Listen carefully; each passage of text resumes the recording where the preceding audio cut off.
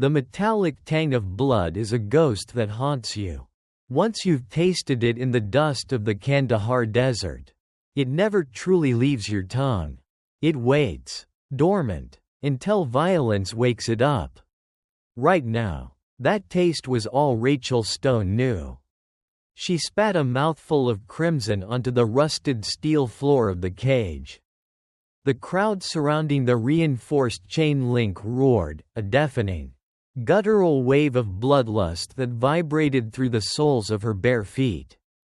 Through the haze of cigar smoke, neon glare, and the blinding overhead halogens, Rachel could see them. Men in bespoke Italian suits. Women draped in illicit diamonds. Ruthless cartel bosses. And dark web crypto kings. The elite. The untouchables. They had paid a fortune to descend into this subterranean black market purgatory somewhere beneath the forgotten industrial ruins of Detroit. All to watch human beings tear each other apart for sport. Rachel's breathing was heavy, ragged. Her ribs throbbed with a fiery, piercing agony. At least 2 were cracked. Her knuckles were split, the flesh raw and bleeding from the impact against bone. Across the octagon, her opponent paced like a starved predator. They called him the Anvil, a hulking 6'5" mass of muscle and prison tattoos. A veteran of underground death matches who had never learned the meaning of mercy. He cracked his neck, a sickening pop that echoed even over the screaming crowd, and sneered at her. He saw a bruised, exhausted woman. He saw easy prey. What he didn't see was the U.S. Marine Corps Special Operations insignia burned into her memory. What he didn't know was that Rachel Stone wasn't fighting for money, or glory, or the sick entertainment of the billionaires placing bets on her life. She was fighting for a 7-year-old boy named Logan. As the anvil lunged forward, closing the distance with terrifying speed, Rachel's mind didn't flash with fear. It flashed with a memory of the scent of vanilla and Johnson's baby shampoo. The warmth of a small hand tucked safely into hers.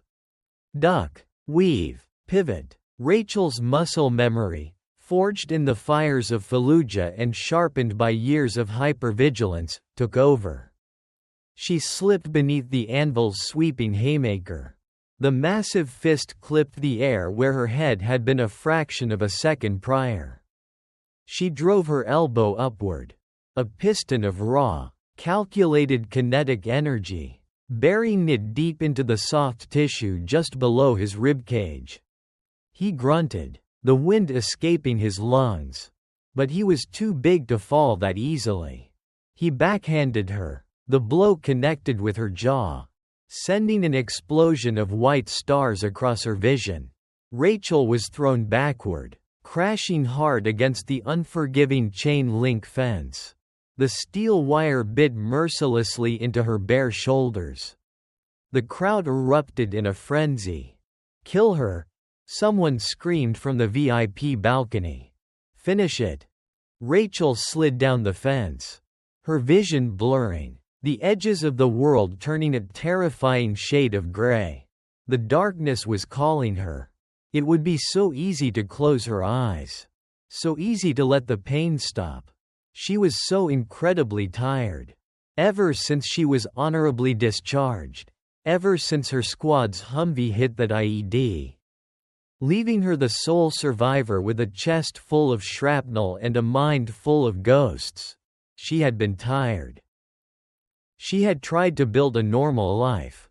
She found a quiet apartment, took a grueling job working double shifts at a logistics warehouse, and poured every ounce of her shattered soul into loving her son. Logan was her anchor, with his missing front tooth, his unyielding obsession with space rockets, and his gentle, empathetic green eyes. He was the only pure thing left in her world. And then, 3 weeks ago, the world took him, too. The memory pierced through the physical pain of the arena. sharper than any knife. It had been a Tuesday night. It was raining. She was reading Logan a bedtime story about the Apollo 11 moon landing. The sudden, violent shattering of their front door hadn't sounded like a break-in, it sounded like a military breach. Tactical gear, suppressed weapons, night vision goggles.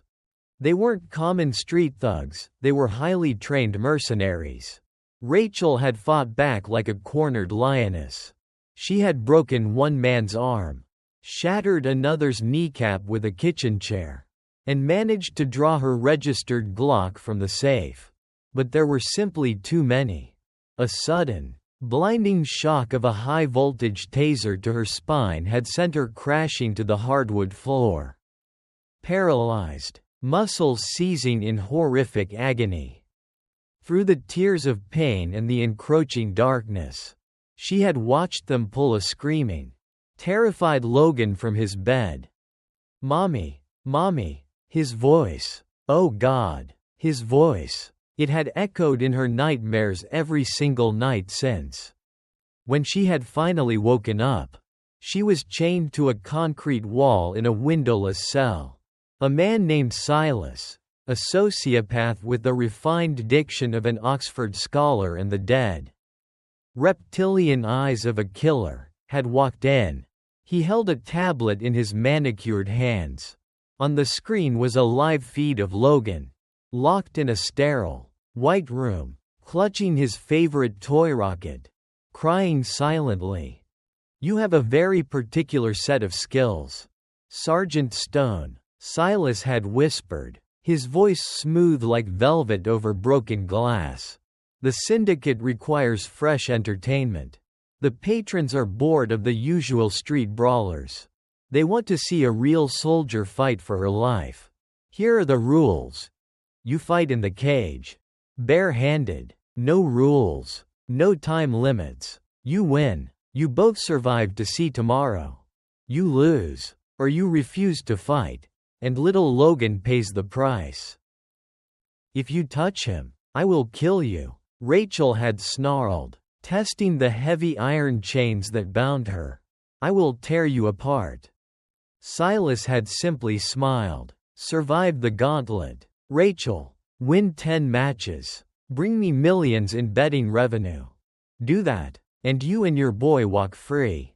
But remember, in the pit, there is no honor. There is only blood." The roar of the crowd snapped Rachel violently back to the present. She was slumped against the fence. The anvil was walking toward her, rolling his massive shoulders, a cruel, triumphant grin stretching across his scarred face. He cracked his knuckles, preparing for the execution blow.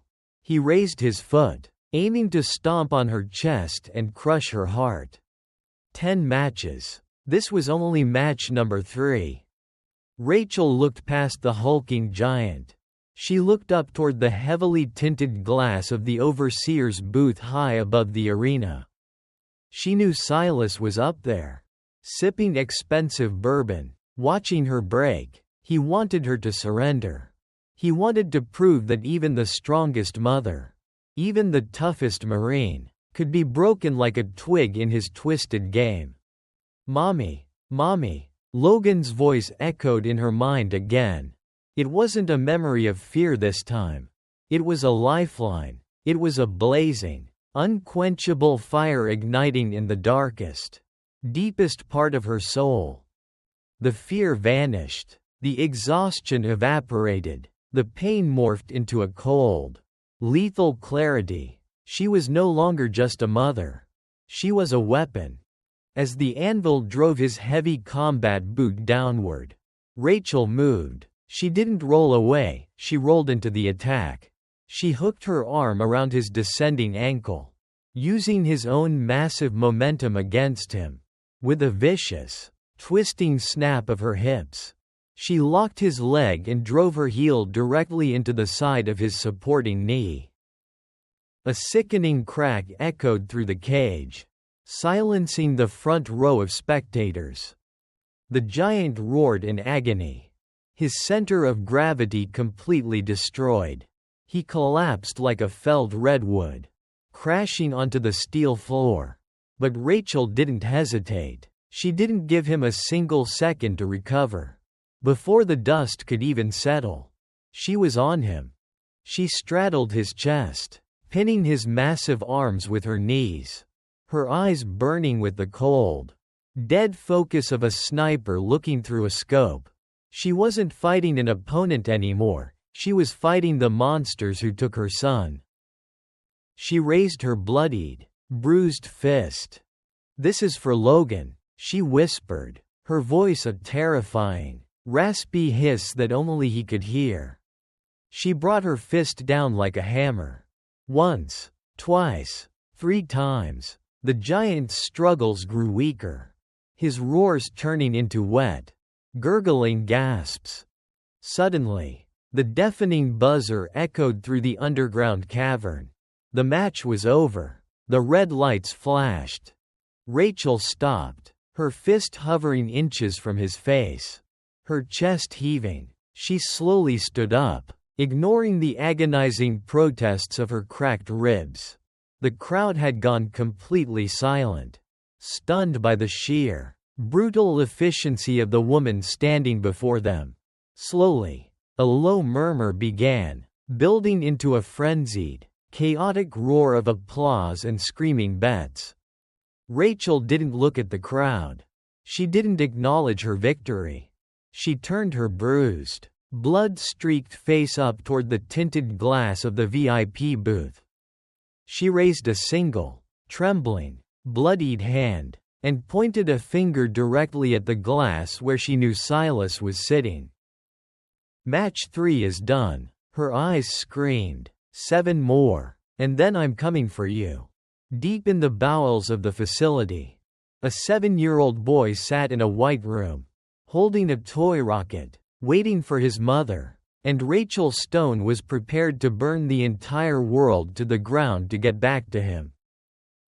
The heavy iron door slammed shut, cutting off the roaring crowd like a severed artery.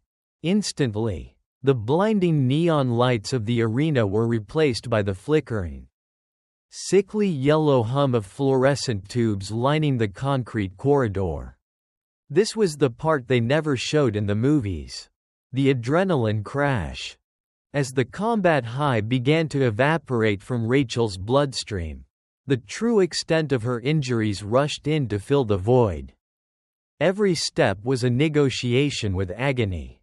Her cracked ribs grated together with a sickening friction every time she inhaled. The knuckles on her right hand were swollen to the size of golf balls. The skin split and weeping. 2 heavily armed guards walked behind her, their assault rifles held at the low ready. They didn't need to push her, they knew she had nowhere to go. They herded her down a spiraling ramp into the deepest level of the facility, a damp, subterranean block that smelled of bleach, stale sweat, and despair. This was the holding area. The kennels. In. One of the guards grunted, shoving her roughly between the shoulder blades. Rachel stumbled forward into the medical bay. A converted storage room with a rusted exam table and a metal sink. Sitting on a stool in the corner was Doc Miller. He was a disgraced former surgeon who owed too much money to the wrong people, now paying off his debt by keeping Silas's gladiators alive just long enough for their next slaughter. Doc Miller took one look at Rachel, sighed, and stubbed out his cigarette in a metal tray. "Sit," he muttered, his voice raspy from decades of cheap tobacco. "Before you fall down and make me drag you." Rachel didn't argue. She carefully lowered herself onto the crinkly paper covering the exam table. She kept her eyes fixed on the blank concrete wall, her breathing shallow to manage the pain in her chest. 3 matches in 5 days, Miller said, snapping on a pair of latex gloves. He began dabbing a foul-smelling antiseptic onto her split knuckles. "You're breaking the curve," Stone. Most of the fresh meat down here doesn't make it past match 2. The anvil was supposed to be your executioner. He was slow, Rachel said, her voice a dry, hollow rasp, and he telegraphed his right hook. Miller paused, looking up at her with a mix of pity and professional curiosity. You're a machine, you know that? But even machines run out of gas. Your ribs are fractured. If one of those splinters and punctures a lung in the cage, you'll drown in your own blood before the buzzer sounds. He reached for a roll of heavy medical tape. Lift your arms. I need to bind your chest. As she complied, wincing as the tape constricted her bruised torso, the heavy metal door of the clinic groaned open. The temperature in the room seemed to drop 10 degrees. Silas stepped inside. He was impeccably dressed, as always, in a tailored charcoal suit that probably cost more than Rachel had earned in 5 years at the warehouse. Not a single hair was out of place. He carried a silver-tipped walking stick, tapping it lightly against the concrete floor, a rhythmic, calculated sound designed to set teeth on edge. Doc Miller immediately stepped back, his eyes glued to the floor. Mr. Silas. Give us a moment, doctor, Silas said. His voice was soft, cultured, and utterly devoid of human warmth. Miller scrambled out of the room, shutting the door behind him. Rachel remained on the table, her jaw locked, her eyes burning holes into Silas. She didn't try to cover herself. She didn't flinch. She gave him the same dead-eyed stare she used to give insurgents through the scope of her rifle. A spectacular performance tonight, Rachel, Silas murmured, pacing slowly around the exam table. The VIPs are absolutely captivated by you. A grieving mother, a decorated war hero, fighting like a rabid dog to save her pup. It's poetic. Betting revenues are through the roof. You made me a very wealthy man tonight. Where is he? Rachel demanded, her voice vibrating with barely contained violence. I won. I survived. You promised me a proof of life. Silas smiled, a thin, reptilian stretching of the lips. He reached into the inner pocket of his suit jacket and pulled out a small, folded piece of paper. He tossed it onto her lap. Rachel's bloodied hands trembled as she picked it up. It was a drawing, crayon on cheap printer paper. It depicted a clumsy, uneven space rocket flying toward a yellow star. And at the bottom, in shaky, 7-year-old handwriting, were the words, "To Mommy. I am being brave." A suffocating lump rose in Rachel's throat. A single tear, hot and stinging, escaped the corner of her eye, carving a clean line through the dirt and dried blood on her cheek. She pressed the paper to her chest, right over her heart, closing her eyes as a ragged sob threatened to tear its way out of her lungs. I am being brave. Silas watched her, his eyes glittering with dark amusement. He's a resilient boy. Your Logan doesn't cry much anymore. He just sits in his room, drawing these little pictures, waiting for the mother who might never come. Rachel's eyes snapped open. The sadness vanished, instantly replaced by a predatory, blinding rage. I have 7 matches left. 7. And then I am walking out of here with my son. And I am going to watch you bleed. Silas chuckled softly, tapping his cane against the floor.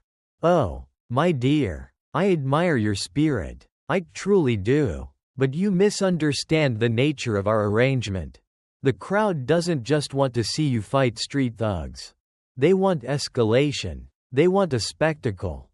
He leaned in close, so close she could smell the expensive bergamot cologne on his skin.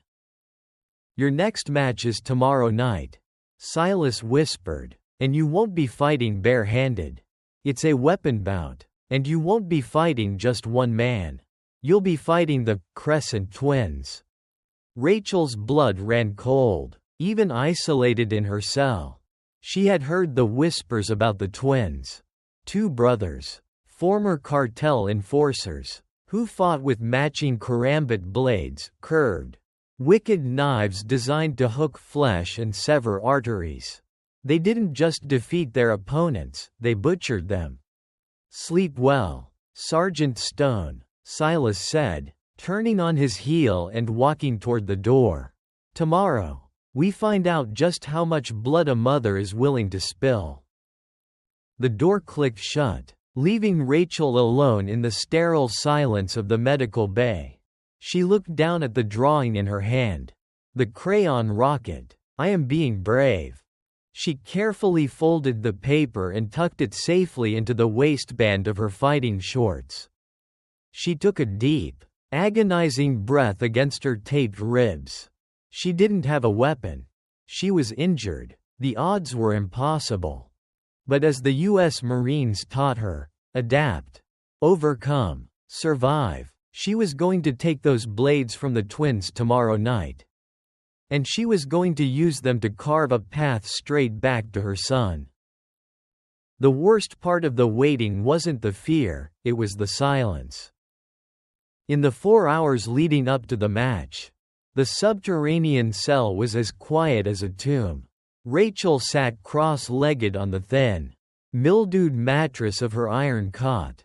She didn't sleep. Instead, she methodically tore the heavy canvas of her blanket into long, sturdy strips. Adapt, overcome, survive. The Marine Corps mantra looped in her head, a rhythmic chant keeping the panic at bay. Silas had promised she would face the Crescent Twins bare-handed against their karambit blades. A curved blade designed for a reverse grip. The karambit was a butcher's tool. It didn't stab, it hooked, trapped, and eviscerated. If she tried to block a strike with her bare arms, they would sever her tendons in a heartbeat, leaving her defenseless. She took the heavy medical tape Doc Miller had left behind and began tightly winding the canvas strips around her forearms. From the wrist up to the elbow, layer upon layer, canvas, then tape, then canvas again. It was makeshift armor. It wouldn't stop a direct, forceful plunge, but it might just buy her a fraction of a second against a slashing attack. And in the cage, a fraction of a second was the difference between breathing and bleeding out. She thought of Logan's crayon drawing, safely tucked under the sole of her right boot. "I am being brave. I'm trying, baby," Rachel whispered into the damp air, tightening the final strip of tape with her teeth. "Mommy's trying." Heavy footsteps echoed in the corridor. The deadbolt slid back with a loud, metallic clack. 2 guards stepped in, gesturing with their rifles. It was time. The walk to the arena felt different tonight. The crowd wasn't just roaring, they were buzzing with a sick, electric anticipation. The betting screens above the octagon glowed a harsh, neon red. The odds were flashing violently, 9-1 against the mother. They were betting on how long she would last before being carved to pieces. The heavy chain-link door swung open. Rachel stepped onto the rusted steel floor. The copper taste of old blood was still there. But tonight, it was mixed with the metallic tang of fear. Across the cage, the Crescent Twins were already waiting. They were identical, lean and heavily muscled, their torsos covered in a maze of Santa Muerte tattoos. They didn't pace like the Anvil had. They stood perfectly still, watching her with dead, predatory eyes. In their hands, the curved, 3-inch steel blades caught the glare of the halogen lights. They spun the karambits around their index fingers with terrifying, practiced fluidity. High above, in the tinted glass booth, a green light flashed. The buzzer shrieked. The twins didn't rush. They separated, moving in a synchronized, fluid pincer movement, circling her like wolves isolating a wounded deer. They communicated without speaking, a tilt of the chin, a shift of the shoulders. Rachel dropped into a low, defensive stance, keeping her improvised, tape-wrapped forearms up to protect her neck and face. Her cracked ribs screamed in protest. But she forced the pain into a small, dark box in the back of her mind. The brother on her right lunged first. It was a blindingly fast, sweeping slash aimed at her throat. Rachel ducked, the air hissing as the blade sliced over her head. But it was a trap. As she dropped, the brother on the left swept low, his blade hooking upward toward her stomach. Rachel twisted violently, taking the strike on her left forearm. The blade bit through the first layers of tape and canvas, snagging on the dense material just millimeters from her skin. The impact rattled her bones. But the makeshift armor held. The twins' eyes widened in momentary surprise as his blade got momentarily caught in the thick fabric. That surprise was all Rachel needed. She stepped into his guard, ignoring the other brother entirely.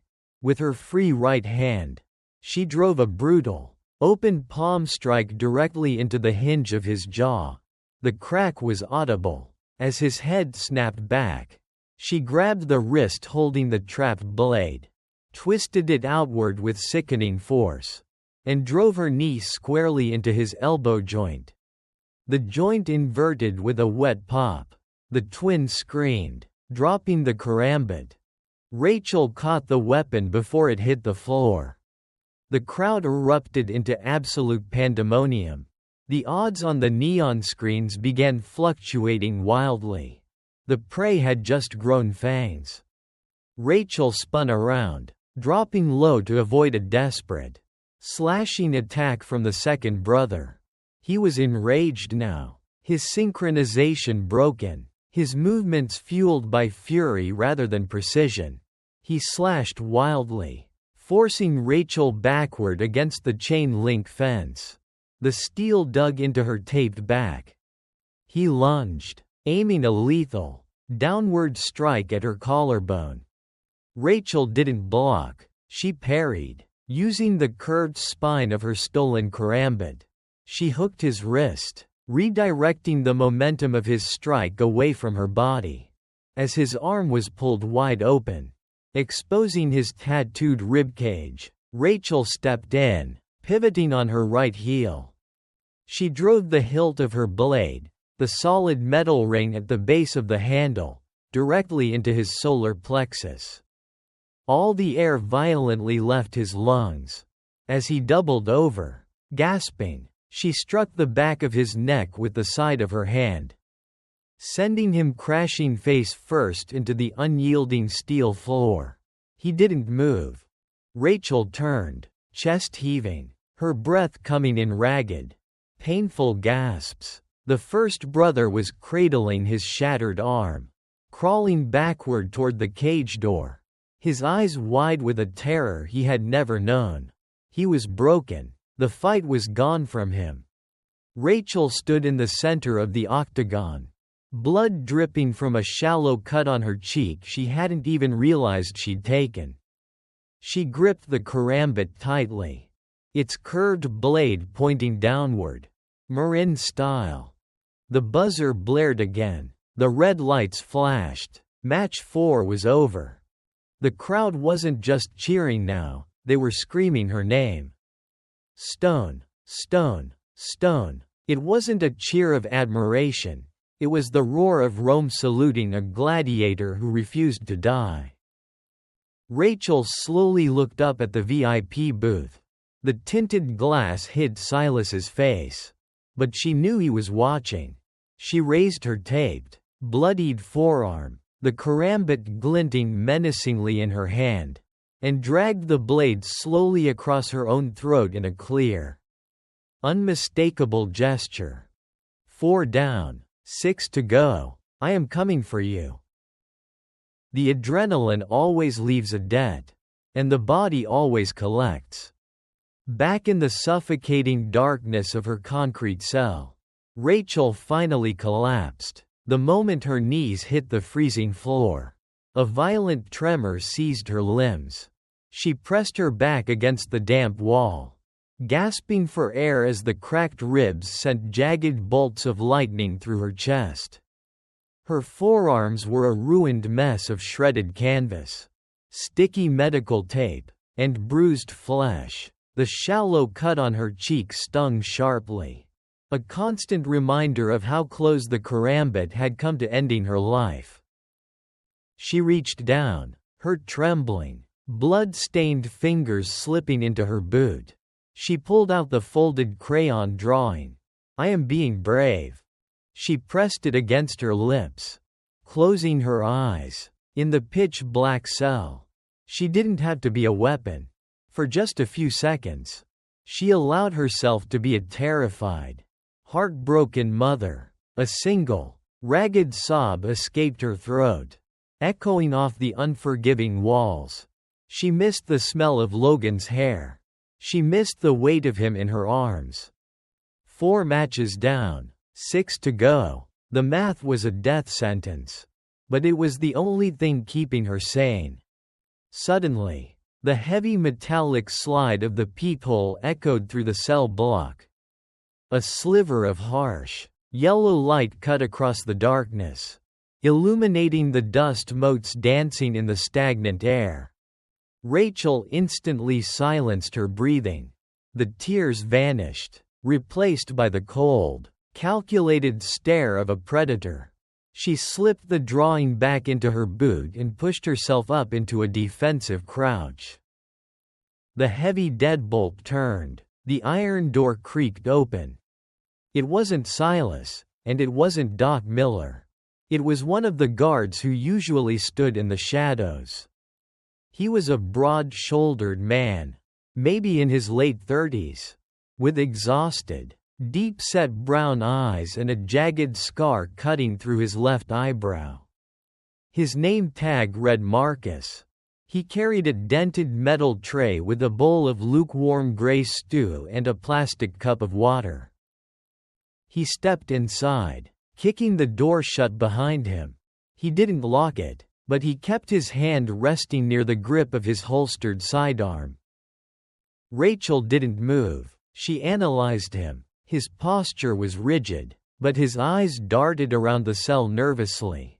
He was afraid, not of her, but of being caught. "Eat," Marcus muttered, his voice a gravelly whisper. He slid the tray across the floor with his boot. "You're gonna need the calories." Rachel remained in the shadows, her eyes fixed on his hands. "Is it poisoned?"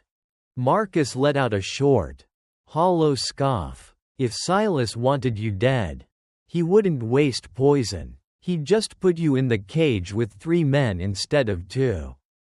Eat the damn food, Stone." Rachel slowly stepped forward into the sliver of light. She didn't reach for the food. She locked eyes with him. "What do you want, Marcus?" The guard hesitated. He looked back at the heavy iron door, as if expecting Silas to materialize through the steel. Then, moving slowly so as not to startle her, he reached into the cargo pocket of his tactical pants. Rachel tensed, ready to spring, but he didn't pull out a weapon. He pulled out a small, unmarked plastic bottle and a clean roll of gauze. He tossed them onto the thin mattress of her cot. "Military-grade painkillers. Broad-spectrum antibiotics," Marcus whispered, his words rushing out quickly. "Miller's a hack. He's using expired iodine on you. If that cut on your face gets infected in this hellhole, the fever will kill you before your next opponent does." Rachel stared at the pills, then back at him. Suspicion coiled in her gut like a snake. In her world, in Silas's world, nobody did anything for free. Why? Marcus swallowed hard. his Adam's apple bobbing. He reached into his collar and pulled out a silver chain. Hanging from it was a small, tarnished locket. He popped it open. Even in the dim light, Rachel could see the photograph of a little girl with bright eyes and missing front teeth. "She has leukemia," Marcus said, his voice cracking just a fraction. "Silas. He owns the private clinic that treats her. He pays her medical bills. And in return, he owns my soul. I do terrible things for that man. Stone. I look the other way while he destroys people. I have to. If I cross him, my little girl stops getting her treatments." Rachel's posture softened, just a millimeter, the universal language of desperate parents. "But tonight," Marcus continued, his voice dropping to an urgent, barely audible hiss, "when you held that blade to your own throat, when you challenged him through the glass, I saw his face. For the first time since I've worked here. Silas was afraid. You made the devil flinch." "Where is my son?" Rachel demanded, stepping closer, the desperation bleeding into her voice. "Level 4, the sub-basement," Marcus replied quickly. "It's a sterile bunker. Biometric locks. 2 heavily armed mercenaries on the door. 24/7. You can't fight your way in there. Stone. Even if you beat all 10 matches. Silas isn't going to let you walk. You know that, right? You're a liability. He's going to kill you both." "I know," Rachel said, her voice ice cold. "That's why I'm going to kill him first. I need a layout of level 4. And I need a weapon." "I can't give you a weapon. They scan us every time we shift rotations. If a knife goes missing, they'll execute the whole security detail." Marcus backed toward the door, his hand resting on the handle. "But I can give you intel. Your next match is tomorrow night. Match 5. "Who is it?" Marcus's face went pale. "They call him the Ghost. He's an ex-Spetsnaz operative. Dishonorably discharged for torturing POWs. He's fast. He's silent. And he doesn't just want to win. He wants to break your mind before he breaks your body." Rachel memorized the name, locking it away in her tactical database. "I'll handle him." "There's a catch," Marcus warned, opening the heavy iron door just a crack. "Silas is angry about the betting odds. He wants to throw you off balance. He told the tech guys to rig the arena. Tomorrow night, you're not fighting under the halogens." "What does that mean?" Marcus looked her dead in the eye, a shiver of genuine dread in his voice. "It's a blackout match. Stone. Pitch black. The Ghost is going to be wearing night vision goggles. You won't be able to see your own hands, but he'll be able to see every move you make." With that, Marcus slipped out of the cell. The heavy door slammed shut. The deadbolt engaged with a loud clack, plunging Rachel back into absolute, suffocating darkness. She stood frozen in the pitch black. A blackout match. A blind hunt against a Russian Special Forces killer with thermal optics. It was a guaranteed execution. Rachel slowly sank to the floor, picking up the bottle of painkillers. She swallowed 2 dry, the bitter taste grounding her. Then, she closed her eyes. "If I can't use my eyes," she thought, her marine training kicking into overdrive, "I'll have to use everything else." She spent the next 8 hours doing something the crowd, Silas, and the Ghost would never expect. She didn't sleep. She didn't pace. She sat in the dead center of the pitch-black cell, blindfolded herself with a strip of canvas, and began to map the darkness using only the sound of her own breathing, the shift of the air currents, and the vibrations beneath her feet. If they wanted to fight in the dark, she would show them what kind of monsters lived in the shadows. The arena was a void. When the heavy steel door slammed shut behind Rachel, it severed the last thread of light from the corridor. The neon betting screens were dead. The harsh halogen overheads were cut. There wasn't even the faint, ambient glow of an exit sign. It was an absolute, suffocating blackness. The kind of dark that presses against your eyeballs and makes your mind start inventing shapes that aren't there. High above, hidden securely behind the reinforced glass of the VIP booth, Silas and his billionaire patrons weren't blind. Rachel knew they were watching the octagon through high-resolution thermal imaging screens. Sipping their vintage champagne, eagerly waiting to see the American soldier butchered in the dark. Somewhere in the cage with her was the ghost. Rachel didn't move a single muscle. She closed her eyes. It seemed redundant in the pitch black, but she needed to remove the desperate instinct to see. Sight was a liability now. Adapt, overcome, survive. When Logan was 4 years old, he developed a terrifying fear of the dark. He would wake up screaming, convinced that monsters were hiding in the shadows of his closet. Rachel used to sit on the edge of his bed, holding his tiny hand, and whisper to him, "The dark isn't scary. Baby, the dark is just a blanket. It hides you. It keeps you safe from the monsters." Tonight, Rachel had to become the monster in the dark. Slowly, agonizingly slowly, she reached down and unlaced her heavy combat boots. She slipped them off, setting them silently onto the rusted steel floor. She peeled off her socks. The freezing metal bit into the bare soles of her feet, but the cold brought instant clarity. Without the thick rubber soles, her feet became hypersensitive sensory receptors. She could feel the microscopic vibrations of the steel grate. She took a slow, measured breath through her nose, opening her mouth slightly to let the air pass over her tongue, a hunter's trick to taste the environment. The air smelled of ozone, old sweat, and the sharp, metallic tang of gun oil. The ghost was armed, and he was moving. Rachel felt it before she heard it. A faint, rhythmic vibration traveling through the floorboards.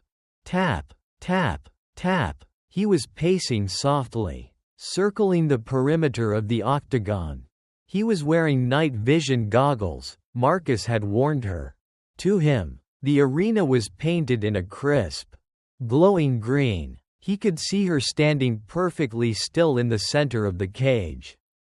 He was taking his time, savoring the psychological torture of the hunt. A sudden, chilling whisper sliced through the silence. It came from her left. "I see you, little mother." His accent was thick, Russian, and dripping with sadistic pleasure. Rachel didn't flinch. She knew night vision optics had a fatal flaw. They completely ruined the user's peripheral vision and depth perception. You had to look directly at your target through two narrow tubes. He relies on the technology, Rachel thought, her mind calculating angles and distances with lethal precision. Take away the tech, and he's blind. She reached down in the dark and picked up her left combat boot by the laces. It was heavy, reinforced with a steel toe. The vibrations in the floor shifted. They were moving faster now. He was closing in for the kill. The air shifted to her right, a sudden displacement of oxygen. Rachel didn't block. She didn't strike. She threw herself violently flat onto her stomach. The razor-sharp edge of a combat knife sliced through the empty space where her throat had been a millisecond before. The momentum carried the ghost forward, his heavy boots thudding against the steel floor right next to her head. Before he could correct his stance and look down through his goggles, Rachel swung the heavy combat boot in her hand with every ounce of kinetic energy she possessed. She didn't aim for his body. She aimed for the floor directly beneath him. The steel toe of the boot smashed into the rusted iron grating. The sound was a deafening, metallic thunderclap in the silent arena. But more importantly, the impact struck a spark. In the absolute pitch black, that single, brilliant flash of kinetic friction was magnified 1,000 times by the light-intensifying tubes of the ghost's night vision goggles. It was like staring directly into the sun. The Russian screamed, dropping his knife as his hands flew to his face. The sudden sensory overload had temporarily blinded him, burning retinas that had been fully dilated for the dark. Rachel was already on her feet. She didn't need to see him, she could hear his agonizing screams. She moved with the silent, fluid grace of a phantom.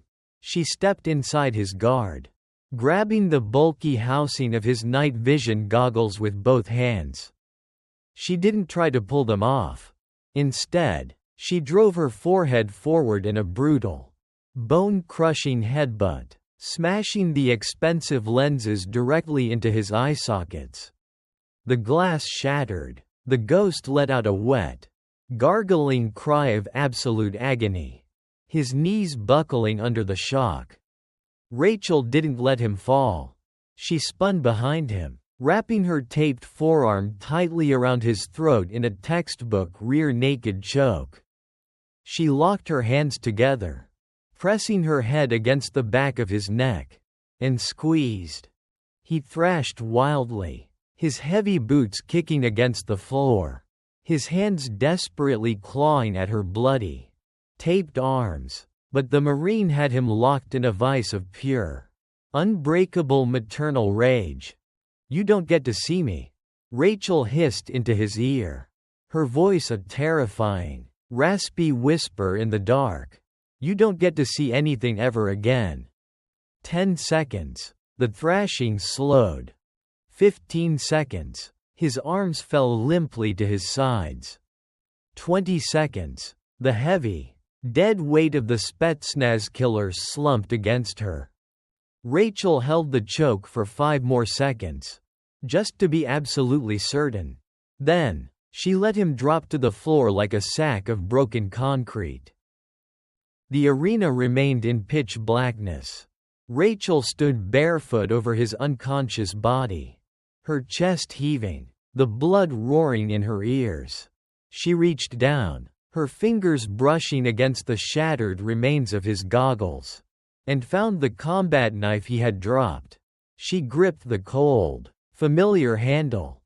Suddenly, the harsh halogen overheads flickered back to life, flooding the arena with blinding, agonizing white light. The crowd in the upper tiers was dead silent. The VIPs in the booth had frozen with their champagne glasses halfway to their mouths. They had expected a slaughter in the dark. Instead, the lights revealed their apex predator lying broken on the floor, and the bloodied, barefoot mother standing over him, holding his own knife. Rachel slowly raised her head. She didn't blink against the blinding light. She looked directly at the tinted glass of the overseer's booth, her eyes burning with a dark, terrifying promise. She raised her hand, extending 5 fingers. 5 matches down. "We are halfway there." The blinding white light of the arena was a sudden, violent assault on the senses. Rachel stood over the unconscious, bleeding body of the Russian operative, the stolen combat knife heavy and cold in her right hand.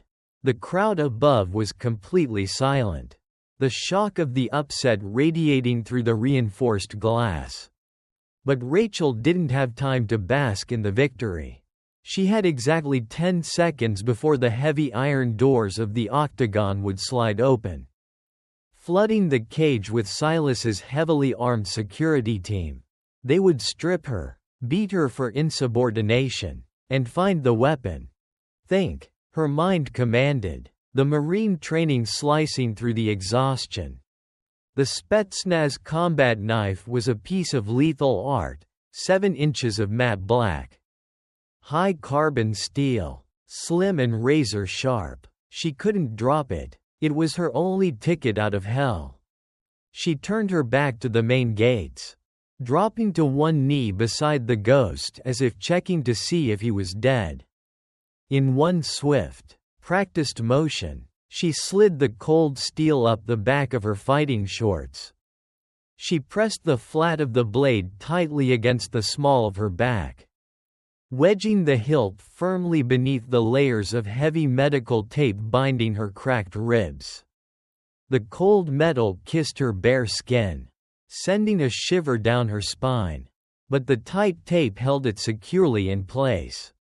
Right as she stood back up, the electronic buzzer blared, and the cage doors burst open. 4 guards rushed in, their assault rifles raised. On the ground now, the lead guard barked. Rachel slowly raised her empty, blood-soaked hands and dropped to her knees. She kept her spine perfectly rigid, ensuring the blade didn't shift. They grabbed her roughly by the shoulders, pulling her up and throwing her against the chain-link fence for a pat-down. It was Marcus. He stepped forward, his face an unreadable mask of professional indifference. "Arms out," he ordered gruffly. He began the pat-down, running his hands down her arms, her sides, and her waistline. When his hand swept across the small of her back, his fingers grazed the unmistakable, hard outline of the weapon hidden beneath the medical tape. Rachel stopped breathing, her heart hammered against her bruised ribs. If he called it out, she was dead. She locked eyes with him. Marcus paused. For a fraction of a second, the air between them went entirely still. He looked at her bruised face, then down at the blood soaking her taped forearms. He swallowed hard. "She's clean," Marcus shouted over his shoulder to the other guards. "Get her back to the kennels." He grabbed her roughly by the upper arm, shoving her forward, as they marched down the sickly yellow corridors toward the holding cells. Marcus leaned in close, his lips barely moving. "You're out of your mind, Stone," he whispered. "I told you I was going to kill him." Rachel whispered back, her eyes fixed straight ahead. "I need a way into level 4. Tonight." "It's suicide," Marcus hissed. "There are 20 men between here and the sub-basement. They expect me to sleep and wait for match 6. They expect me to be broken," Rachel said, her voice a cold, flat line of determination. "Tonight, they bleed." They reached her cell. Marcus shoved her inside and went through the theatrical routine of slamming the heavy iron door and locking the deadbolt. But a moment later, the small metal slide on the peephole clicked open. At 03:00 hours, Marcus's disembodied voice floated through the narrow slit, barely louder than the hum of the ventilation system. "The main server runs an automated diagnostic reboot. The biometric locks on the stairwells and the security cameras go blind for exactly 45 seconds." Rachel stepped close to the door, listening intently. 45 seconds isn't enough to get to level 4. "It's enough to get out of this cell block," Marcus corrected. "There's a maintenance hatch at the end of this corridor. It leads to the ventilation shafts that run parallel to the elevator core. It's a straight drop down to the sub-basement. But you'll be crawling blind. And if you make a sound, the guards in the shaft will light it up with armor-piercing rounds." "How do I get out of the cell?" Rachel asked. A small, metallic object dropped through the peephole slit, clattering onto the concrete floor. Rachel picked it up. It was a standardized tactical handcuff key, the exact model used to unlock the secondary manual override on the electronic deadbolt. "I just signed my own death warrant," Marcus whispered, his voice trembling slightly. "If Silas finds out I helped you." "He won't," Rachel said, gripping the small metal key tightly. "Because Silas won't live to see the sunrise. Go home to your daughter. Marcus, be sick. Take the night off." The peephole slid shut. Rachel was alone in the dark. She walked over to her thin mattress and sat down. She reached behind her back, wincing as the movement pulled her bruised muscles, and drew the matte black combat knife. It felt perfectly balanced in her hand, a dangerous, familiar weight. She checked the digital clock ticking mockingly in the corner of the cell block corridor through the tiny gap under her door. 1:15. She had less than 2 hours to rest. Rachel closed her eyes, slowing her heart rate, forcing her body into a state of tactical meditation. She systematically catalogued her injuries: 2 cracked ribs, a superficial facial laceration, heavily bruised knuckles, and severe muscle fatigue. She was operating at maybe 40% of her optimal physical capacity. But anger was a potent fuel. And the thought of Logan sitting alone in a sterile white room, clutching his crayon drawing, was high-octane adrenaline. Time bled away in the damp, suffocating silence. At exactly 2:58, Rachel stood up. She unwound the bloodied strips of canvas from her forearms, leaving only the tight medical tape for support. She needed to be fast, silent, and entirely unencumbered. She slid the handcuff key into the manual override slot on the inside of the door. 2 hours 59 minutes and 50 seconds. 10 seconds. She gripped the combat knife in a reverse grip, the blade resting flush against her forearm. 5 seconds. The hum of the fluorescent lights in the corridor suddenly flickered. 3 hours 0 minutes and 0 seconds. The lights died. The low, constant hum of the security cameras whining on their motorized mounts abruptly stopped. The electronic locks disengaged with a soft, synchronized clack. The system was rebooting. She had 45 seconds. Rachel twisted the key. The heavy deadbolt retracted. She pushed the iron door open just enough to slip her body through. Stepping out into the pitch-black corridor, she moved with the silent, terrifying grace of a ghost, her bare feet making zero sound against the concrete. 15 seconds down, she sprinted down the hallway, navigating purely by memory. She counted her paces. 10, 11, 12. She reached the end of the corridor. Her hands flew over the metal wall, searching for the seams of the maintenance hatch Marcus had described. There, she found the recessed latch, pulled it, and hauled the heavy grate open. 30 seconds down, Rachel slipped into the narrow, metallic throat of the ventilation shaft, pulling the grate shut behind her just as the hum of the servers kicked back online. Below her, the narrow shaft plunged straight down into the abyss. At the bottom of that abyss was level 4. Rachel Stone tightened her grip on the knife, positioned herself in the tight metal tube, and began her descent into the belly of the beast. The games were officially over. The hunt had begun. The ventilation shaft was a galvanized steel coffin. It was barely 2 feet wide, forcing Rachel to inch downward in a grueling, inverted crawl. Every movement was a brutal negotiation with her broken body. Her cracked ribs scraped against the cold, unyielding metal with each breath, sending blinding flares of agony through her torso. Her bare feet pushed against the slick walls for friction, while her taped forearms bore the entire weight of her descent. In her right hand, the Spetsnaz combat knife was a heavy, comforting anchor in the dark. The air was thick with the taste of oxidized iron, decades of undisturbed dust, and the faint, chemical hum of freon. It was suffocating. "Don't think about the walls," she told herself, squeezing her eyes shut as a wave of claustrophobia threatened to crush her chest. "Think about the White Room. Think about Logan." 5 floors above her, in a sprawling, soundproofed office that smelled of expensive cigar smoke and old leather, Silas poured himself 2 fingers of Pappy Van Winkle bourbon. He stood by the floor-to-ceiling reinforced glass window overlooking the now empty arena, swirling the amber liquid in his crystal glass.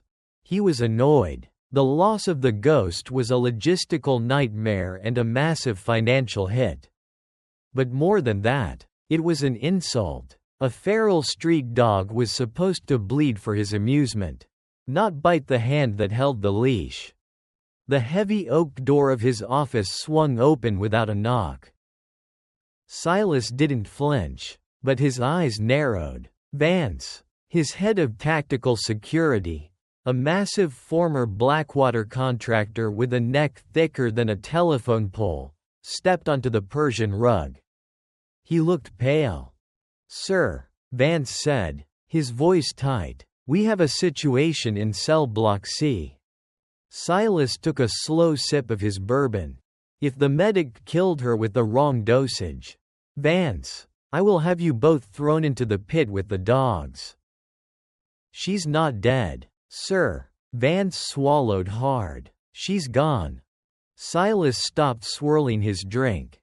The silence in the opulent office suddenly felt heavier than the steel in the arena. "Excuse me?"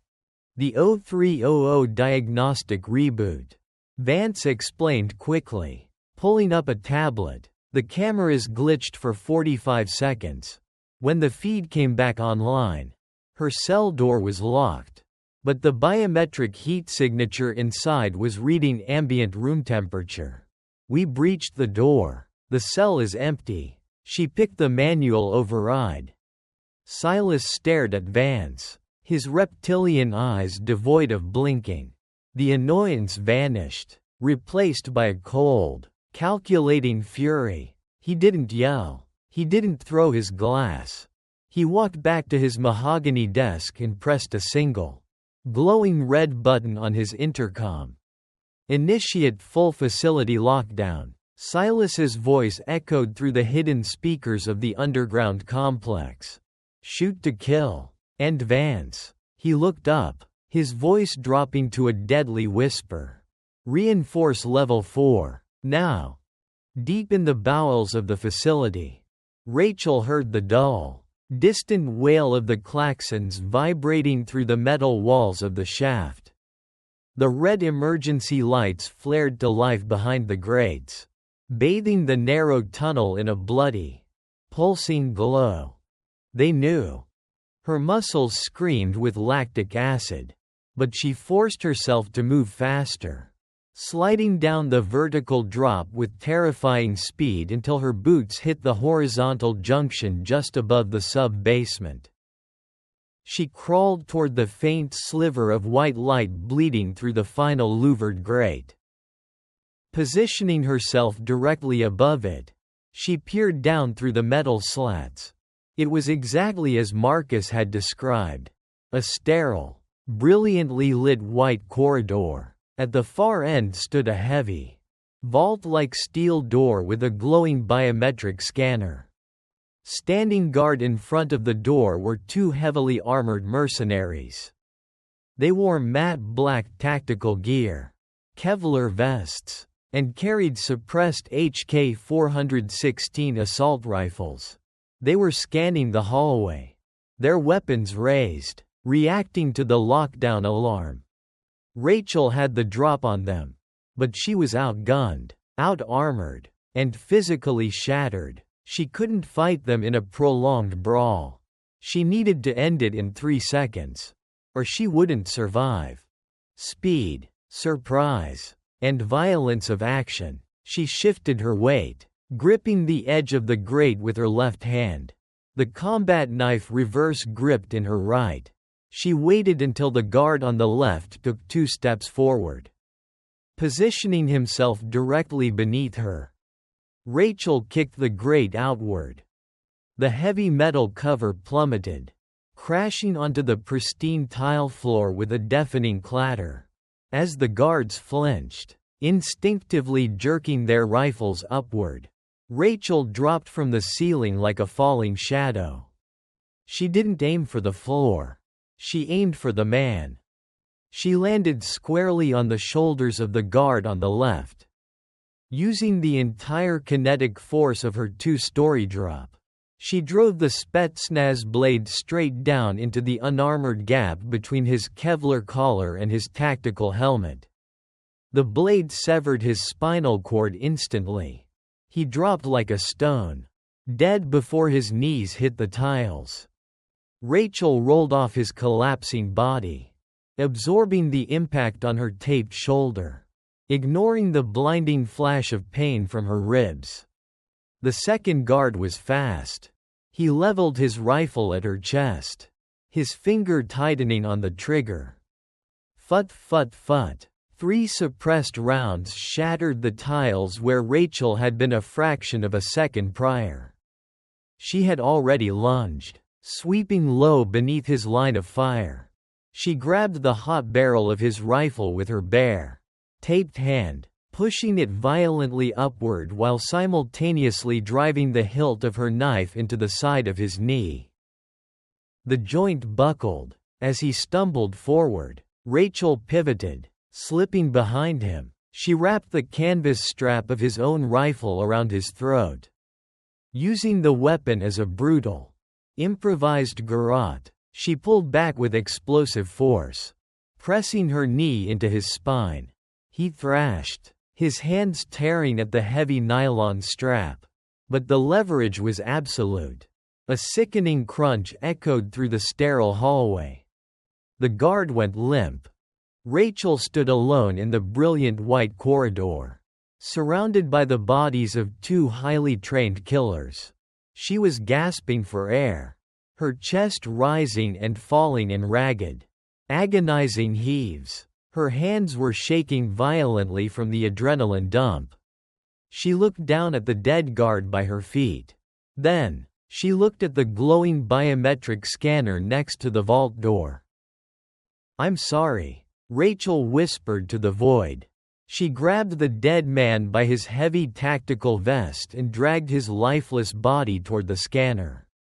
She lifted his limp, gloved hand, peeled back the tactical fabric, and pressed his thumb firmly against the glowing green glass of the reader. A high-pitched beep chimed. The scanner turned blue. The heavy locking mechanisms inside the steel vault door began to rotate with a series of heavy, metallic thuds. Clack, hiss. The pressurized seal broke. The door slowly swung inward, revealing the inner sanctum of Level 4. Rachel dropped the dead man's hand. She tightened her grip on the blood-stained knife, stepping over the threshold into the room. "Logan?" she called out, her voice a desperate, cracking whisper. "Logan, baby, it's Mommy." Suddenly, the harsh white lights of the room snapped off. The corridor plunged into an eerie, dim crimson from the emergency backup generators, and from the hidden speakers mounted in the corners of the ceiling. Silas's voice poured in, smooth, cultured, and dripping with venom. "I must admit, Sergeant Stone, you have exceeded all my actuarial projections." Rachel froze in the center of the room. The space was empty. No bed, no white walls, no crayon drawings. It was a decoy room, a kill box.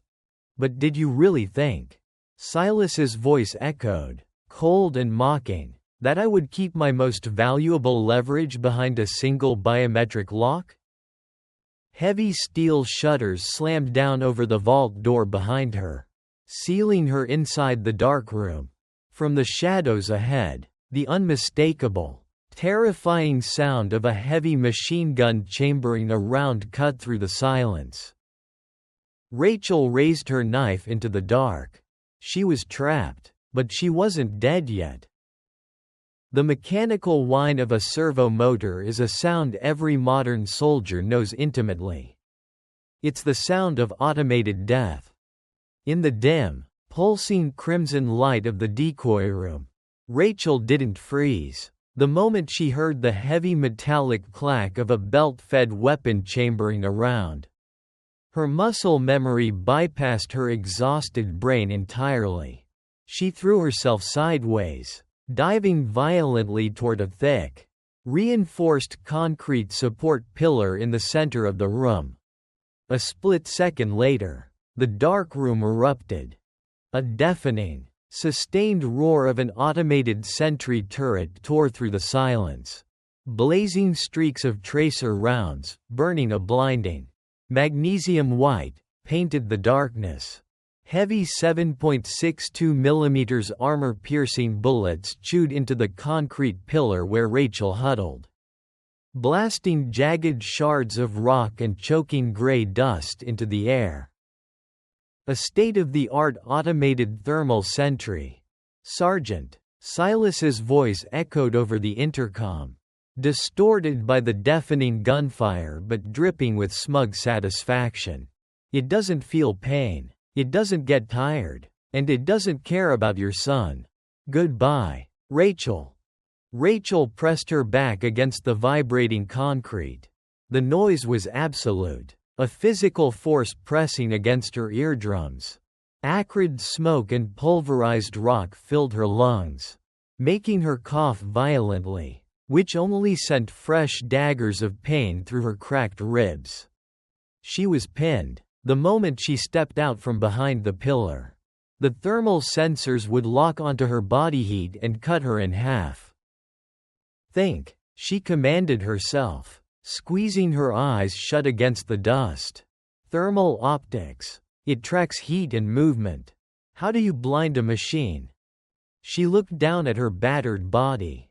She had no gun, no flashbangs, no EMP. She only had the Spetsnaz combat knife, her bare feet, and the heavy layers of medical tape binding her torso. Then, she noticed the floor. The heavy rounds from the sentry gun were striking the reinforced steel plating at the base of the room, sparking violently upon impact. Sparks meant friction. Friction meant heat. Rachel gripped the handle of the knife and quickly reached behind her back. Wincing in agony, she sliced through the thick layers of medical tape and canvas strips that she had used to bind her ribs. She pulled the bloody, sweat-soaked wad of fabric free. Her ribs immediately protested, feeling dangerously loose and agonizingly painful without the support. But she ignored it. She needed a heat source. Rachel waited for a brief lull in the turret's firing pattern, the split-second mechanical hesitation as the servos adjusted their sweeping angle. She tossed a small chunk of concrete to her left. The turret instantly snapped toward the sound and fired a short, 3-round burst. Boom, boom, boom. Sparks showered the floor. Rachel lunged, not away from the pillar, but right to the edge of it, holding the wad of medical tape and canvas directly in the path of the falling. White-hot sparks. The volatile chemical adhesive on the medical tape caught instantly. The fabric flared to life, burning with a sudden, intense, and smoky yellow flame. It was a makeshift flare. "Hey, Silas!" Rachel screamed over the mechanical hum of the turret, her voice raw and feral. "Watch this!" She hurled the burning ball of tape and canvas high into the air, throwing it to the far right corner of the room. The sentry gun's thermal sensors instantly tracked the brightest, hottest target in the room. The heavy barrel whipped to the right, tracking the falling fireball, and unleashed a torrent of lead into the empty corner. That was her window. Rachel exploded from behind the pillar, sprinting entirely exposed toward the mechanical beast mounted on the ceiling. She didn't have time to hesitate. As the flaming tape hit the floor and the turret began to swing back toward her, she launched herself off a heavy steel crate sitting beneath the gun. She flew through the air, completely airborne, directly into the path of the turning barrel. With a guttural scream of pure rage, she drove the black steel of the Spetsnaz knife straight into the exposed, glowing red lens of the thermal optic sensor. The blade shattered the expensive glass, sinking deep into the delicate wiring and circuit boards behind it. Crack! A shower of blue electrical sparks exploded from the housing. The turret jerked violently, firing a wild, erratic burst into the ceiling before the motors ceased completely. A thick plume of black, acrid smoke poured from the ruined sensor array. The room plunged into an eerie, ringing silence. Rachel dropped back to the floor, landing heavily on her bare feet. She was covered in concrete dust, sweat, and blood. Her chest heaved, but she was alive. Impossible. Silas's voice crackled over the intercom. The smugness was gone. The velvet tone had shattered. For the first time, Silas sounded genuinely, profoundly terrified. Rachel walked slowly over to the intercom speaker mounted on the wall. She didn't yell. She didn't threaten. She spoke in a dead, hollow whisper that carried more menace than a screaming crowd. "I'm out of the cage. Silas. I'm in your walls, and I'm coming to collect." She didn't wait for an answer. She grabbed a heavy steel pry bar lying near the shattered turret and jammed it into the manual release valve of the shuttered door. With an agonizing heave that nearly made her black out from the pain in her ribs, she forced the heavy steel door upward, sliding underneath it and back out into the bright white corridor. She needed intel. The decoy room was a bust. Where was Logan? Suddenly, a static-filled hiss erupted from the tactical radio still clipped to the vest of the mercenary she had strangled earlier. Rachel dropped to her knees and snatched the radio. She pressed the receiver to her ear. "Vance. Status report." It was Silas, his voice panicking. "The sentry is offline. She's out. Initiate the extraction protocol. Get the boy to the helipad on the roof. We are leaving. I repeat, prep the chopper. We are leaving this godforsaken facility." Rachel's blood ran cold. The helipad. He was taking Logan. If that helicopter lifted off, Silas would vanish into the wind with her son, and she would never see him again. Rachel dropped the radio. The exhaustion, the broken ribs, the bleeding cuts, none of it mattered anymore. She had gone from a cornered animal to a hunting apex predator. She looked down the long, sterile corridor leading toward the main elevator shafts. It was a straight shot up to the roof. "Hold on, baby," she whispered, her eyes hardening into cold, unbroken steel. "Mommy's coming." She grabbed an HK-416 assault rifle from the dead mercenary's chest. Checked the magazine, 30 rounds of armor-piercing ammunition, and racked the charging handle with a sharp, lethal clack. Barefoot, bleeding, and armed to the teeth, Rachel Stone began her ascent. The roof of the industrial complex was a chaotic canvas of freezing Detroit rain and deafening noise. The twin rotors of the sleek, black Eurocopter sliced through the storm, whipping the heavy downpour into a stinging, horizontal frenzy. Silas, his expensive charcoal suit instantly soaked and clinging to his frame, dragged a small, shivering figure across the slick tarmac. It was Logan. The 7-year-old boy stumbled, his bare feet splashing in the icy puddles. He was clutching his plastic space rocket to his chest as if it were a shield against the nightmare. He was crying, his tears mixing with the freezing rain. But he wasn't screaming. He remembered his mother's voice in his head. "I am being brave. Mommy, move, you little rat," Silas snarled, his refined, Oxford-educated facade completely shattered.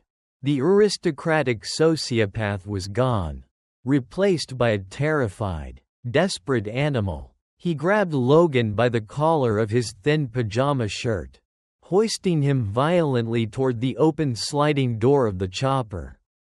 Inside the facility, 70 feet below, Rachel Stone was a force of nature. The elevators had been locked down the moment Silas initiated the extraction protocol. That left only the emergency stairwells. A concrete vertical tunnel, 20 flights up. For a healthy person, it was a grueling climb. For a woman with 2 fractured ribs, bleeding knuckles, and no shoes, it was a torture chamber. But Rachel didn't feel the cold concrete tearing at the soles of her feet. She didn't feel the agonizing grinding of her ribs. She was entirely consumed by the tactical tunnel vision of a U.S. Marine on a rescue op. She moved in a fluid, lethal rhythm. Clang, clang, clang. Her bare feet slapped the stairs. She rounded the landing of level 3. 2 syndicate mercenaries, heavily armored and moving down to intercept her, barely had time to raise their weapons. Rachel didn't spray and pray. She was a professional. She brought the stolen HK-416 to her shoulder, ignoring the scream of her bruised muscles. Pop pop, pop pop, 2 controlled, double taps, center mass and head. The suppressed rounds punched through the visors of their tactical helmets with sickening thwacks. The guards tumbled backward down the concrete stairs in a tangle of limbs and Kevlar. Rachel stepped over their bodies without breaking her stride, snatching a spare magazine from one of their tactical vests as she passed. Level 2. Level 1. She reached the final landing. At the top of the stairs, a heavy, reinforced steel door led out to the roof. The sound of the helicopter rotors vibrated through the metal, a deep, rhythmic thumping that echoed in her chest. Standing between her and that door was Vance. The massive head of security looked like a walking tank.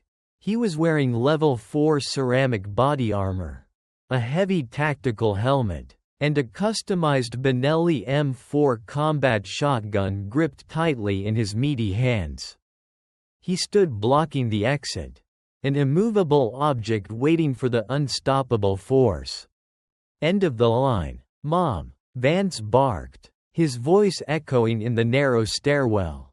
He racked the shotgun, a terrifying, metallic chalk that sounded like a death sentence. Rachel didn't hesitate. She threw herself flat against the concrete stairs just as Vance pulled the trigger. Boom! A devastating spread of 12-gauge buckshot shredded the air where Rachel's chest had been, obliterating the concrete wall behind her and sending a shower of jagged rock and dust over her head. From her prone position, Rachel returned fire. She dumped a 10-round burst into Vance's chest. The 5.56 mm rounds sparked off his heavy ceramic trauma plates. He grunted, stumbling back half a step from the sheer kinetic impact. But the armor held. He was too heavily protected. He pumped the shotgun again, aiming down at her. Rachel's eyes darted around the landing. Bolted to the wall, just 2 feet to Vance's left, was a bright red, heavy-duty industrial fire extinguisher. Adapt. Overcome. Rachel shifted her aim and pulled the trigger. The armor-piercing round punched directly through the pressurized steel cylinder of the extinguisher. It exploded. A massive, violently expanding cloud of freezing white chemical foam erupted into the narrow stairwell, completely engulfing Vance. The giant mercenary roared in surprise. Temporarily blinded, coughing as the caustic powder filled his lungs, he fired the shotgun blindly into the white cloud. Boom! But Rachel was already moving. She dropped the empty HK-416 and charged straight into the blinding white foam. She slipped beneath his wild, swinging arms. With her right hand, she drew the Spetsnaz combat knife from the waistband of her shorts. Vance realized she was inside his guard and tried to smash the heavy stock of his shotgun into her face. Rachel caught the blow with her taped left forearm. The impact was agonizing, likely fracturing her ulna, but she didn't let go. She used the momentum to pull him forward, exposing the vulnerable, unarmored seam beneath his armpit.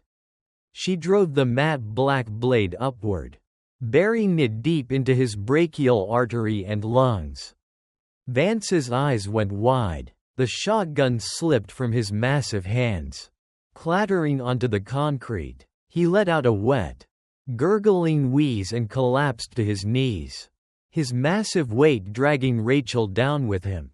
She yanked the blade free, gasping for air as the chemical dust settled around them. Vance hit the floor, dead. Rachel didn't pause to catch her breath.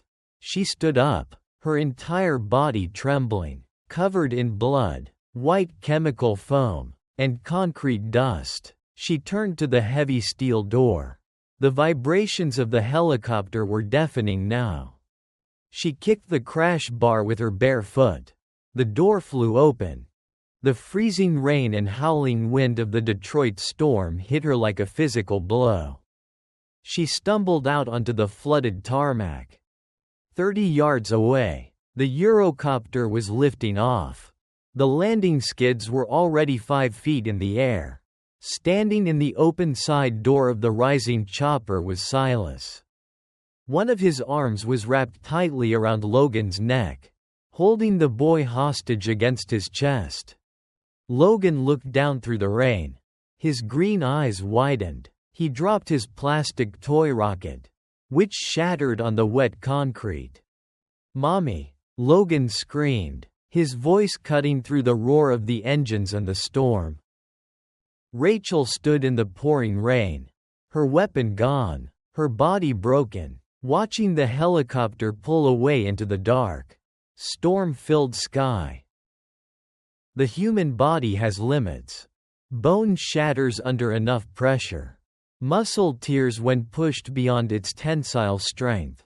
But the human spirit, especially the spirit of a mother watching her child being torn away, recognizes no physics. It recognizes no boundaries. The Eurocopter was 10 feet off the slick tarmac, its nose pitching forward to gain speed. The deafening roar of its twin turbines swallowing the storm. The wind shear from the rotors whipped the freezing Detroit rain into horizontal sheets of ice. Through the open side door of the rising chopper, Silas looked down at the battered, blood-soaked woman standing on the roof. A twisted, triumphant smile stretched across his face. He held a silver, snub-nosed .38 revolver pressed against Logan's temple. "Goodbye, Sergeant." His voice was completely lost to the storm. But Rachel read his lips. Rachel didn't scream. She didn't look around for a weapon. She locked her eyes onto the black steel landing skid of the helicopter. 30 yards. She launched herself forward, her bare, bleeding feet slapped against the flooded concrete, finding traction where there should have been none.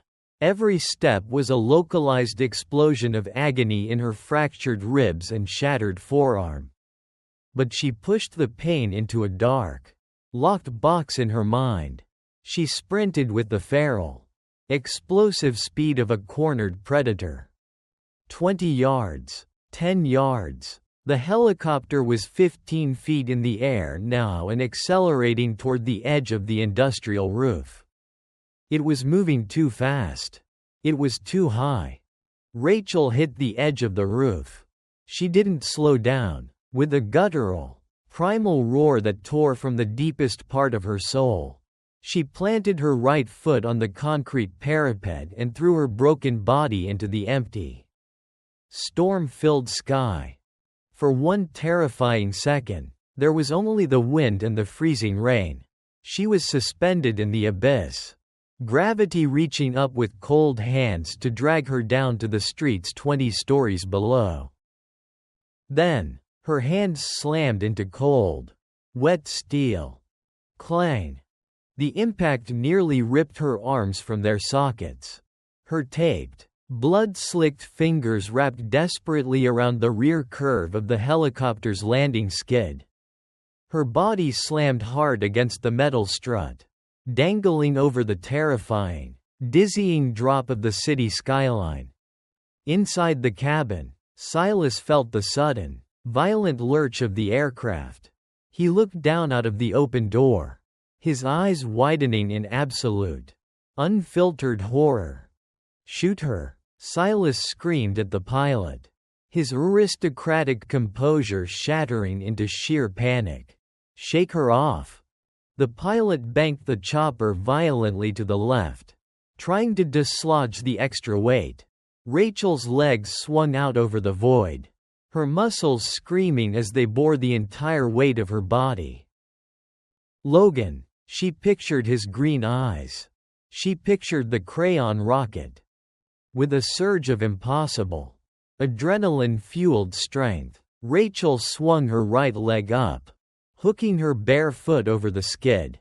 She gritted her teeth, tasting the copper of her own blood, and hauled her torso upward, rolling over the edge and into the open cabin door. She hit the metal floor of the helicopter like a wet sandbag. Before she could even catch her breath, Silas aimed the silver revolver at her head. He was shaking. "Die. Just die."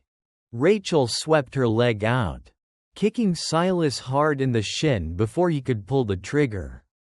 The gunshot went wide. Crack! The bullet punching a hole through the ceiling of the cabin, deafening them in the enclosed space. Silas stumbled backward, releasing his grip on Logan. The boy scrambled away, pressing himself against the far wall of the cabin, covering his ears and crying. Rachel sprang to her feet. The cabin was pitching violently in the storm. Silas recovered and lunged at her, raising the heavy revolver to pistol whip her across the face. Rachel didn't block it. She slipped inside the arc of the weapon. She drew the matte black Spetsnaz knife from her waistband in a reverse grip. With her left forearm, the one Vance had nearly broken, she pinned Silas's gun hand against the wall of the cabin. Silas looked into her eyes. He didn't see a victim anymore. He didn't see a gladiator for his sick games. He saw the Grim Reaper, wrapped in medical tape and mother's rage. "You told me," Rachel whispered, her voice colder than the wind howling outside, "that in the pit, there is no honor. There is only blood." She drove the heavy steel hilt of the knife, not the blade, but the solid metal ring at the base, directly into the center of his chest. The impact shattered his sternum. Silas gasped, his eyes bulging, the revolver slipping from his paralyzed fingers. Rachel grabbed him by the lapels of his ruined $1,000 suit. She dragged him right to the edge of the open cabin door. The neon lights of Detroit blurred far below them.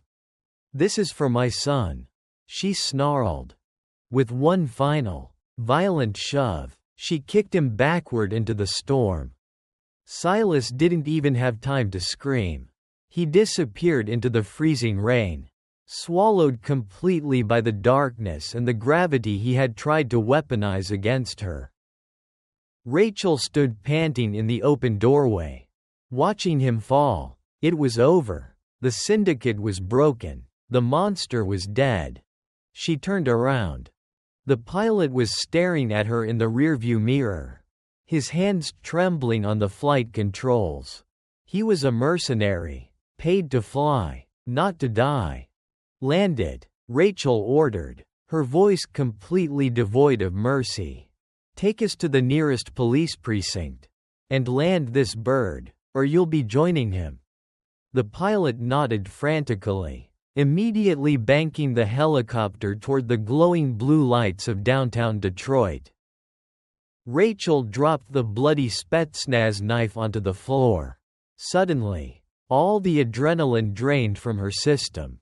The pain rushed back in, a crushing tidal wave of agony. She collapsed onto her knees, her breath coming in ragged, shallow gasps. A small, warm pair of arms wrapped tightly around her neck. "Mommy," Logan sobbed, burying his face into her taped, blood-stained shoulder. He didn't care about the dirt, the rain, or the blood. He just held onto her as if she were the only thing keeping the world from falling apart. Rachel wrapped her arms around his small frame, pulling him onto her lap. The tears finally came, hot, heavy, and unstoppable. She buried her face in his hair. He smelled like jet fuel and rain now. But underneath it all, he was still her little boy. She reached down into her wet, ruined boot with trembling fingers. She pulled out the crumpled, damp piece of paper, the crayon drawing. She pressed it into Logan's small hand. "You were so brave, baby," she whispered, rocking him gently as the helicopter flew through the breaking storm. "You were so brave. Mommy's here now. I've got you. The monsters are gone." As the Eurocopter descended toward the safety of the city lights, the heavy storm clouds finally began to break, revealing the faint, quiet glow of a single yellow star. Wow, what a journey! If you are still here listening to the sound of my voice, thank you. Thank you so much for joining me on this incredible 2-hour ride. Rachel and Logan's story was born from unimaginable darkness. But ultimately, it's about the unbreakable, fierce, and terrifyingly beautiful love of a mother. I hope your heart was racing as fast as mine was during that pitch-black arena fight. Or when Rachel made that impossible, desperate leap onto the helicopter in the freezing rain. If this story kept you on the edge of your seat, please do me a huge favor, hit that like button.